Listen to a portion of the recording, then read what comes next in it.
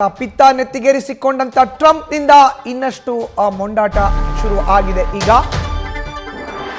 ಭಾರತದ ಮೇಲೆ ಇನ್ನೂ ಹೆಚ್ಚಿನ ಸುಂಕವನ್ನ ವಿಧಿಸೋಕೆ ತೆರೆಮರೆಯಲ್ಲಿ ಟ್ರಂಪ್ ಸಿದ್ಧತೆಯನ್ನ ಮಾಡಿಕೊಳ್ತಾ ಇದ್ದಾರೆ. ಇನ್ನಷ್ಟು ಸುಂಕ ವಿಧಿಸಬೇಕು ಭಾರತದ ಮೇಲೆ ಅಂತ ಮುಂದಿನ ವಾರದಿಂದ 500% ಸುಂಕ ವಿಧಿಸೋದಕ್ಕೆ ಸಿದ್ಧತೆ ಆಗ್ತಾ ಇದೆ. ರಷ್ಯಾದಿಂದ ತೈಲ ಖರೀದಿಸುವ ದೇಶಗಳೇ ಟ್ರಂಪ್ಗೆ ಟಾರ್ಗೆಟ್. ಈಗ ವೆನಿಜುವೆಲಾದಿಂದ ಹಿಡಿತ ಸಾಧಿಸಿಕೊಂಡು ಬಳಿಕ ತೈಲದಿಂದ ಲಾಭಕ್ಕೆ ಟ್ರಂಪ್ ಲೆಕ್ಕಾಚಾರ ಹಾಕ್ತಾ ಇದ್ದಾರೆ. ರಷ್ಯಾದಿಂದ ತೈಲ ಖರೀದಿಸುವ ಭಾರತ, ಚೀನಾ ಮುಂದಿನ ಗುರಿ ಸುಂಕ ಹೆಚ್ಚಿಸುವ ವಿಚಾರಕ್ಕೆ ಹೊಸ ಮಸೂದೆ ಮಂಡನೆಗೆ ಸಜ್ಜಾಗ್ತಾ ಇದೆ. ಹೆಚ್ಚಿನ ಮಾಹಿತಿ ನೀಡ್ತಾರೆ ನಮ್ಮ ಪ್ರತಿನಿಧಿ ವಿದ್ಯಾ. ಈಗ ದೂರವಾಣಿ ಸಂಪರ್ಕಕ್ಕೆ ಸಿಕ್ಕಿದ್ದಾರೆ. ವಿದ್ಯಾ, ಈಗ ಟ್ರಂಪ್ರಿಂದ ಮತ್ತೊಂದು ಹೊಸ ಅಸ್ತ್ರ ಮುಂದಿನ ವಾರ ಭಾರತಕ್ಕೆ ಬರೆ ಬೀಳುವಂತ ಸಾಧ್ಯತೆ ಇದೆ. ಮಧುಸೂದನ್, ತುಘಲಕ್ ಅನ್ನುವಂಥ ಅರಸ ತಾನು ಆಡಿದ್ದೇ ಆಟ, ತಾನು ಮಾಡಿದ್ದೇ ನೀತಿ ಅನ್ನೋ ರೀತಿ ಬದುಕಿದವನು, ಜನರ ಮೇಲೆ ಆತನ ನೀತಿಗಳನ್ನ ಹೇರಿದವನು. ಸದ್ಯ ಡೊನಾಲ್ಡ್ ಟ್ರಂಪ್ ಕೂಡ ಅದೇ ರೀತಿಯಾದಂತಹ ಹೆಜ್ಜೆ ಇಡುವ ರೀತಿ ಕಾಣಿಸ್ತಾ ಇದೆ.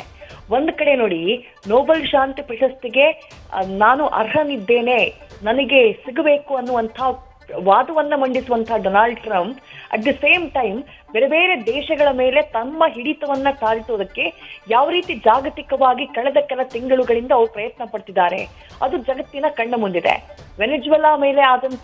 ವೆನೆಜುವೆಲಾದ ಅಧ್ಯಕ್ಷರನ್ನ ಸೆರೆ ಹಿಡ್ಕೊಂಡ್ಬಂದ್ರು ಏರ್ ಸ್ಟ್ರೈಕ್ ಮಾಡಿ. ಅದರ ಜೊತೆಗೆ ರಷ್ಯಾದ ಮೇಲೆ ಸ್ಯಾಂಕ್ಷನ್ ಗಳನ್ನ ಮತ್ತಷ್ಟು ಕಠಿಣಗೊಳಿಸುವಂತಹ ಕ್ರಮ, ಆ ನಿಟ್ಟಿನಲ್ಲಿ ಈಗ ಮುಂದಿನ ಹೆಜ್ಜೆಯನ್ನ ಇಡುವುದಕ್ಕೆ ಡೊನಾಲ್ಡ್ ಟ್ರಂಪ್ ಮುಂದಾಗಿದ್ದಾರೆ. ವೆನಿಜುವೆಲಾ ಮೇಲೆ ಆಕ್ಷನ್ ಆದಾಗ ನೇರವಾಗಿ ಭಾರತದ ಮೇಲೆ ಯಾವುದೇ ಪರಿಣಾಮ ಆಗಿರ್ಲಿಲ್ಲ.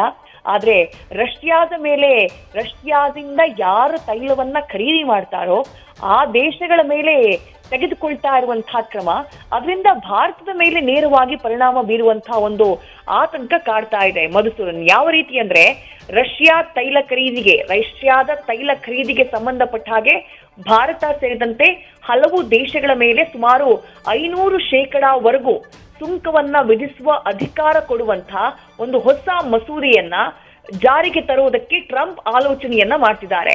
ರಿಪಬ್ಲಿಕನ್ ಪಕ್ಷದ ಸೆನೆಟರ್ ಲಿಂಡ್ಸೆ ಗ್ರಾಹಂ ಅವರು ಬುಧವಾರ ಡೊನಾಲ್ಡ್ ಟ್ರಂಪ್ ಅವ್ರ ಜೊತೆ ಒಂದು ಸಭೆ ನಡೆಯುತ್ತೆ. ಆ ಸಭೆಯಲ್ಲಿ ಈ ಮಸೂದೆಗೆ ಟ್ರಂಪ್ ಒಪ್ಪಿಗೆಯನ್ನ ಕೊಟ್ಟಿದ್ದಾರೆ ಅಂತ ಹೇಳಿ ತಮ್ಮ ಎಕ್ಸ್ ಖಾತೆಯಲ್ಲಿ ಬರ್ಕೊಂಡಿದ್ದಾರೆ. ರಷ್ಯಾದಿಂದ ತೈಲ ಖರೀದಿ ಮಾಡುವಂತಹ ರಾಷ್ಟ್ರಗಳಲ್ಲಿ 2ನೇ ರಾಷ್ಟ್ರವಾಗಿ ಭಾರತ ನಿಲ್ಲುತ್ತೆ.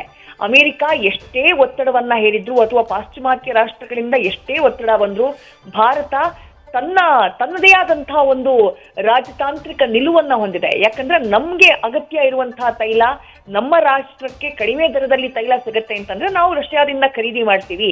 ಯಾಕಂದ್ರೆ ರಷ್ಯಾದ ಜೊತೆಗಿನ ನಮ್ಮ ಸಂಬಂಧ ಅದು ಇವತ್ತು ನಿನ್ನೆಯದಲ್ಲ, ಅಮೆರಿಕಾಗಿಂತ ಆಳವಾಗಿರುವಂತಹ ಸಂಬಂಧವನ್ನ ರಷ್ಯಾದ ಜೊತೆ ಭಾರತ ಹೊಂದಿದೆ. ಆದ್ರೆ ಈಗಾಗಲೇ ಒಂದು ಹಂತದಲ್ಲಿ ಸುಂಕದ ಅಸ್ತ್ರವನ್ನ ಪ್ರಯೋಗ ಮಾಡುವಂತಹ ಕೆಲಸವನ್ನ ಅಮೆರಿಕ ಮಾಡಿತ್ತು. ಚೀನಾದ ಮೇಲೆ 150% ಭಾರತದ ಮೇಲೆ ಮೊದಲಿದ್ದಂತಹ ಸುಂಕಕ್ಕಿಂತ 25% ಹೆಚ್ಚುವರಿಯಾಗಿ ಮಾಡಿತ್ತು. ಆದ್ರೆ ಈಗ ಯಾರ್ಯಾರು ರಷ್ಯಾದಿಂದ ತೈಲವನ್ನ ಖರೀದಿ ಮಾಡ್ತಾರೋ ಆ ದೇಶಗಳ ಮೇಲೆ ಸುಮಾರು 500% ಸುಂಕವನ್ನ ವಿಧಿಸುವಂತಹ ಪ್ರಯತ್ನ. ಆ ಮೂಲಕ ಆ ದೇಶಗಳು ಹೆಂಗಾದ್ರೂ ಮಾಡಿ ರಷ್ಯಾದಿಂದ ತೈಲ ಖರೀದಿ ಮಾಡಬಾರ್ದು. ಆ ಮೂಲಕ ಉಕ್ರೇನ್ ಜೊತೆ ರಷ್ಯಾ ಯುದ್ಧ ಮಾಡ್ತಾ ಇರುವಂತಹ ರಷ್ಯಾದ ನಿಲುವೇನಿದೆ ಅದಕ್ಕೆ ತಡೆಯನ್ನ ಹಾಕಬೇಕು, ರಷ್ಯಾಗ್ ಮೂಗುದಾರವನ್ನ ಹಾಕಬೇಕು ಅನ್ನುವಂತಹ ಕಾರಣಕ್ಕಾಗಿ ಈ ಅಸ್ತ್ರವನ್ನ ಸದ್ಯ ಟ್ರಂಪ್ ಬಳಕೆ ಮಾಡೋದಕ್ಕೆ ಮುಂದಾಗಿದ್ದಾರೆ. ಅದರ ನೇರ ಪರಿಣಾಮ ಭಾರತದ ಮೇಲಾಗುವಂತಹ ಆತಂಕ ಇದೆ. ಬಟ್ ಭಾರತ ರಾಜತಾಂತ್ರಿಕವಾಗಿ ಇದನ್ನ ಯಾವ ರೀತಿ ಫೇಸ್ ಮಾಡುತ್ತೆ ಅಂತ ಹೇಳಿ ಕಾದು ನೋಡ್ಬೇಕು. ಮಧುಸೂದನ್, ಧನ್ಯವಾದ ವಿದ್ಯಾಶ್ರೀ ನಿಮ್ಮ ಮಾಹಿತಿಗೆ.